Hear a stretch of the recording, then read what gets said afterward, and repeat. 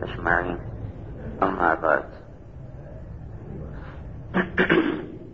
میرے محترم بھائی اور دوستو، اللہ تعالی جب ہمیں کسی بات کا حکم دے رہا ہوتا ہے کہ یہ کرو، تو اس کے پیچھے دو چیزیں ہیں جن پر غور کرنے کی ضرورت ہے۔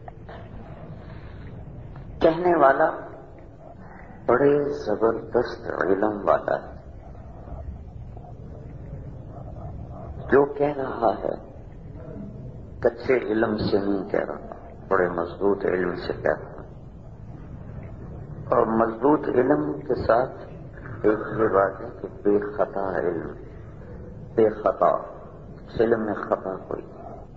جو مجھے کہہ رہا ہے میرا بندہ یہ کر، یہ نہ کر، تو اس کے پیچھے اللہ کا علم کامل ہے۔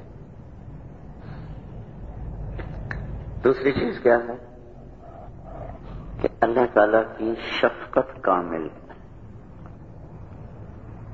حکمت کامل ہے، عزیز حکیم، علیم خبیر، غفور شکور۔ یہ اللہ تعالیٰ جہاں جہاں اپنی صفات لایا ہے اس میں ایک خاص پیغام ہوتا ہے، ایسے اتفاقیہ طور پہ الفاظ کا نہیں ہو رہا ہے۔ ان اللہ علی کل شیء قدیر وهو بكل شيء عليم وكان الله شاكرا عليما وكان الله غفورا رحيما۔ جہاں جہاں اللہ اپنی صفات کو لاتا ہے اس میں کوئی نہ کوئی پیغام چھپا ہوتا ہے۔ تو میرا اللہ مجھے کہتا ہے یہ کر، یہ چھوڑ دے۔ آگے میرا تھوڑا سا علم ہے، مختصر سا، محدود سا، فقیر سا، وہ میرا علم کہتا ہے کہ یہ نہ کرو، نقصان ہوگا۔ اللہ کہتا ہے یہ نہ کرو، میرا علم کہتا ہے کر لو، نفع ہوگا۔ تو میں اللہ کے علم کو ٹھکراتا ہوں، اللہ کے علم سے بغاوت کرتا ہوں۔ پھر اللہ جب مجھے حکم دے رہا ہے پورے علم کے ساتھ، تو اس کے ساتھ جو اگلی بات میں کہہ رہا تھا، اگلی بات جو میں کہہ رہا تھا وہ یہ کہہ رہا تھا کہ اللہ کے علم کامل کے ساتھ شفقت کامل بھی ہے، محبت کامل بھی ہے۔ وہ ہمیں ما یرید اللہ بکم العسر یرید اللہ بکم اليسر ولا یرید بکم العسر۔ اللہ تعالیٰ ہمیں تسلی دے رہا ہے، میں تمہارے لیے آسانی چاہتا ہوں، میں تمہارے لیے تنگی نہیں چاہتا۔ جیسے ماں اپنے بیٹے کو تنگی میں نہیں دیکھ سکتی، اس سے کروڑوں گنا زیادہ اللہ ہمیں کہہ رہا ہے کہ میں تمہیں تنگی میں نہیں دیکھنا چاہتا، تمہارے لیے آسانی چاہتا ہوں۔ یرید اللہ ان یخفف عنکم، تمہارے بوجھ ہٹانا چاہتا ہوں۔ یرید اللہ بکم اليسر، تمہارے لیے آسانی چاہتا ہوں۔ ولا یرید بکم العسر، تمہارے لیے میں تنگی نہیں چاہتا۔ تو اللہ اپنے علم کامل کے ساتھ ہمیں کچھ باتیں کرنے کی بتا رہا ہے، کچھ چھوڑنے کی بتا رہا ہے۔ اسی کا نام دین ہے، اسی کا نام اسلام ہے، اور اسی ہی میں کامیابی ہے۔ ان الدین عند اللہ الاسلام۔ اللہ نے دنیا اور آخرت کی کامیابی کے لیے ایک ہی چیز کو دار و مدار بنایا ہے، وہ اسلام ہے۔ جو اسلام کو چھوڑ دے گا تو کیا ہوگا؟ وَمَن يَبْتَغِ غَيْرَ الْإِسْلَامِ دِينًا فَلَن يُقْبَلَ مِنْهُ۔ جو اسلام کو چھوڑ دے گا تو اللہ تعالیٰ اس کو مردود کر دے گا۔ پھر چھوڑنے کے دو درجے ہیں، ایک ہے کفر والا جس میں غیر مسلم جس کے مرتکب ہو رہے ہیں تو وہ مانتے ہی نہیں۔ ایک ہے میرا اور آپ کا درجہ کہ ہم نے مانا تو ہے پر کچھ چھوڑا ہوا ہے، کچھ کر رہے ہیں، کچھ چھوڑا ہوا کچھ کر رہے ہیں۔ تو ان کے لیے اور حکم ہے، ہمارے لیے اور حکم ہے۔ جنہوں نے بالکل چھوڑ دیا ہے ان کے لیے تو عام اللہ کا طریقہ یہ ہے، ذرہم یأکلوا ویتمتعوا، ان کو تھوڑی دن موج میلہ کر لینے دیں، کوئی بات، کٹھا ہی حساب لیں گے موت کے بعد۔ ذرنی والمکذبین اولی النعمۃ ومہلہم قلیلا، چھوڑ دو چند دن، یخوضوا ویلعبوا، ناچ لیں، کھا لیں، پی لیں، یہ ان کے لیے کریں۔ جو ہم لوگ ہیں کہ کچھ اللہ کی مانتے ہیں، کچھ اپنی مانتے ہیں، کچھ اللہ کے نبی کی مانتے ہیں، کچھ اپنی مانتے ہیں، کچھ اس کے طریقے لے لیتے ہیں، کچھ اپنے شامل کر لیتے ہیں، کچھ اللہ کی شریعت لے لیتے ہیں، کچھ اپنی طبیعت لے لیتے ہیں۔ تو ہم جو خلط ملط کر دیتے ہیں، خلط عملا صالحا وآخر سیئا، جنہوں نے نیکی کے ساتھ گناہوں کو شامل کیا اور اپنی طبیعت پر بھی چلے، کچھ اللہ کی بھی مان کر چلے، تو ان کے لیے اللہ تعالیٰ کا جو قانون ہے وہ ہے وَلَنُذِيقَنَّهُمْ مِنَ الْعَذَابِ الْأَدْنَى دُونَ الْعَذَابِ الْأَكْبَرِ لَعَلَّهُمْ يَرْجِعُونَ۔ ان کے لیے چھوڑ دو موت تک چھٹی، ہمارے لیے تو ہم تمہیں تھوڑا تھوڑا عذاب دیتے رہیں گے، من العذاب الادنی، تھوڑے عذاب میں سے بھی تھوڑا عذاب دیں گے، دون العذاب الاکبر، بڑا نہیں ہوگا۔ بڑا عذاب کہاں ہے؟ فَيُعَذِّبُهُ اللَّهُ الْعَذَابَ الْأَكْبَرَ، وہ جہنم کا عذاب ہے جو عذاب اکبر ہے، النار الکبریٰ، جو بہت بڑی آگ ہے، وہ جہنم کی ہے۔ ہمیں کیا کرے گا؟ چھوٹے عذابوں میں سے تھوڑے تھوڑے عذاب ہم پر بھیجے گا۔ کیوں بھیجے گا؟ لعلہم یرجعون، تاکہ ہم لوٹ جائیں اللہ کی طرف، توبہ کر لیں، رجوع کر لیں، اللہ کو منا لیں۔ تو اللہ تعالیٰ نے ان دونوں طبقات کے لیے نبی بھیجے ہیں، کافروں کے لیے بھی نبی آئے اور کافر نما مسلمانوں کے لیے بھی نبی آئے۔ جو اللہ تعالیٰ نے بنی اسرائیل کے نبیوں کا سلسلہ چلایا ہے، بنی اسرائیل کے نبی کافروں کی طرف نہیں آئے، بنی اسرائیل کے نبی اپنی قوم کی طرف آئے۔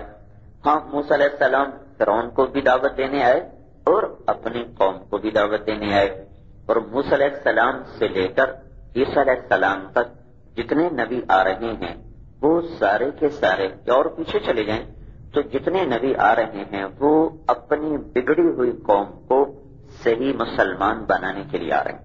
تو اللہ نے نبوت کا سلسلہ دو طرح کا جاری کیا ہے، ایک ان کی طرف جو نپٹ کافر ہیں، جیسے لوط علیہ السلام کی قوم کی طرف آئے، اور جیسے ابراہیم علیہ السلام نمرود کی طرف گئے، اور جیسے صالح علیہ السلام سمود کی طرف گئے، ہود علیہ السلام عاد کی طرف گئے۔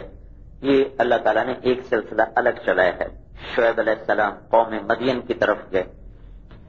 ایک سلسلہ اللہ تعالیٰ نے ہمارے جیسے مسلمان جو کلمہ بھی پڑھتے ہیں، نماز بھی پڑھ لیتے ہیں، حج بھی کر لیتے ہیں، روزے بھی رکھ لیتے ہیں، کوئی زکوٰۃ بھی دیتا ہے، لیکن باقی زندگی میں اپنی مرضی کے تابع ہو کر چلتے ہیں، ایسا معاشرہ جب بنتا تھا تو اللہ نے ان کو بھی نبیوں کے ذریعے سے سمجھایا۔ وہ ہے بنو اسرائیل کے نبیوں کا سلسلہ، جنہوں نے آ کر اپنی قوم ہی پر میں بھی محنت کی۔ تو اس لیے اللہ تبارک و تعالیٰ دونوں کے لیے، یا قوم، موسیٰ علیہ السلام فرعون سے کہہ رہے ہیں انی رسول من رب العالمین، میں اللہ کے رب کا رسول، ان ارسل معی بنی اسرائیل، میرے ساتھ بنی اسرائیل کو بھیجو۔ اور بنی اسرائیل کو کہہ رہے ہیں تبوأ لقومکم وبمصر بیوتا واجعلوا بیوتکم قبلة واقیموا الصلاة علی اللہ فتوکلوا، کہ اے میری قوم کیا کرو، بس اپنے گھروں کو مسجد بنا لو اور نمازیں پکی کر لو اور اللہ پہ بھروسہ کرو اور اللہ کے دربار میں توبہ کرو۔ یہ دو طرح کے سلسلہ نبوت ہمیں قرآن سے نظر آتے ہیں، تاریخ سے نظر آتے ہیں۔ جب حضرت محمد صلی اللہ تعالی علیہ وسلم دنیا میں تشریف لائے تو اس وقت تقریباً ساری دنیا کفر کی تاریکی میں جا چکی تھی۔ کفر کہتے ہیں چھپا دینے کو، کفر کا مطلب ہوتا ہے چھپانا۔ اس لیے زمیندار کو عربی زبان میں زارع بھی کہتے ہیں، کاشت کرنے والا، اور عربی زبان میں زمیندار کو کافر بھی کہتے ہیں۔ لغوی مطلب قرآن میں بھی آتا ہے اعجب الکفار نباتہ کزرع اخرج شطأہ فآزرہ، تو کیا ہے، کما ان انزلنا من السماء فاختلط به نبات الارض، ہم نے آسمان سے پانی برسایا اور اس میں پھینکی ہوئی اور سرسبز ہوئی، تو کیا ہوئے اعجب الکفار نباتہ، اس کا سرسبز ہونا کفار کو بڑا اچھا لگا۔ یہاں کفار سے مراد زمیندار ہیں۔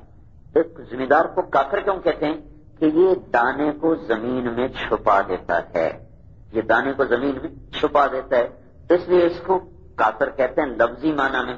اور کافر کو کافر کیوں کہتے ہیں؟ کہ وہ حق کو باطل میں چھپا دیتا ہے، وہ حق کو باطل میں چھپا دیتا ہے، تو روشنی کو اندھیرے میں دبا دیتا ہے، اس لیے اس کو کافر کہتے ہیں اصلی معنی میں. تو اس وقت جب ہمارے نبی تشریف لائے تو ساری دنیا بالکل کفر، کوئی قوم اسلام پہ نہیں تھی، افراد تھے اسلام پر، افراد. فلاں علاقے میں ایک آدمی ہے، اس میں ایک آدمی ہے، وہاں ایک ہے، وہاں ایک ہے. کوئی قوم، کوئی بستی، کوئی شہر، کوئی علاقہ ایسا نہیں تھا جہاں کے لوگ 100% عیسیٰ علیہ السلام کی شریعت پر ہوں، یا باقی قومیں جن کے پاس نبی آئے تھے وہ اپنے انبیاء کی شریعت پر ہوں. تاریخی تھی. تو وہ جو برائے نام مسلمان تھے وہ بھی، اور جو ساری دنیا کے کفار تھے وہ بھی، اللہ نے دونوں کے لیے حضرت محمد صلی اللہ علیہ وسلم کو مبعوث فرمایا، اور اس کے ساتھ جنات کو بھی شامل کیا.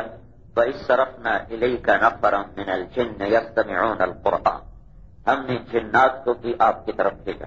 قُلْ أُوحِيَ إِلَيَّ أَنَّهُ اسْتَمَعَ نَفَرٌ مِنَ الْجِنِّ، ہم نے جنات کی ایک جماعت کو آپ کے پاس بھیجا جنہوں نے آپ کا قرآن سنا. یہ دو الگ الگ ہے. أُوحِيَ إِلَيَّ أَنَّهُ اسْتَمَعَ نَفَرٌ مِنَ الْجِنِّ، یہ ابتدائی جنوں کی بات ہے.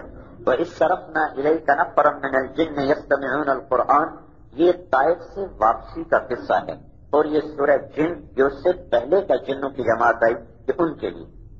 تو اللہ تعالیٰ نے حضرت محمد صلی اللہ تبارک و تعالی علیہ وسلم کو جب دنیا میں بھیجا تو دونوں طبقے، پہلے تھا نا کافروں کے لیے نبی الگ اور کمزور ایمان والوں کے لیے نبی الگ. وہ مسلمان جو کچھ مانے کچھ نہ مانے تو وہ ان پر محنت کر کے ان کو صحیح کھڑا بنا دیتے تھے، پھر وہ دنیا سے چلے جاتے، پھر ان میں ایسا کمی آتی، پھر دوسرا نبی آتا. تب دونوں کے لیے اللہ تبارک و تعالیٰ نے حضرت محمد صلی اللہ علیہ وسلم سے کہلوایا. کیا کہلوایا؟ قل، کہو. کیا کہوں؟ یا ایھا الناس، اے روئے زمین پر بسنے والے انسانوں، انی رسول اللہ الیکم جمیعا، میں تم سب کی طرف رسول بن کے آیا. اتنا بڑا دعویٰ کروایا کہ میں ساری دنیا کے انسانوں کا رسول ہوں. پھر اللہ نے اس دعوے کو مدلل کروایا. وہ ایک الگ مضمون ہے کہ اللہ نے اس کو کیسے مدلل کیا کہ میرا یہ نبی سارے عالم کا رسول ہے. اللہ تعالیٰ نے اس کو مدلل کر کے دکھایا. اب اس دعوے کا تقاضا یہ تھا کہ اللہ تعالیٰ ہمارے نبی کو کم از کم نوح علیہ السلام کی عمر تو دیتا. 1450 سال اگر ہوتی تو ہم سارے صحابی بن جاتے. جب تو 1426 ہجری چلے تو ہم سارے صحابی ہوتے. نوح علیہ السلام جتنی کم از کم عمر دے دیتا، سلیمان علیہ السلام جیسا تخت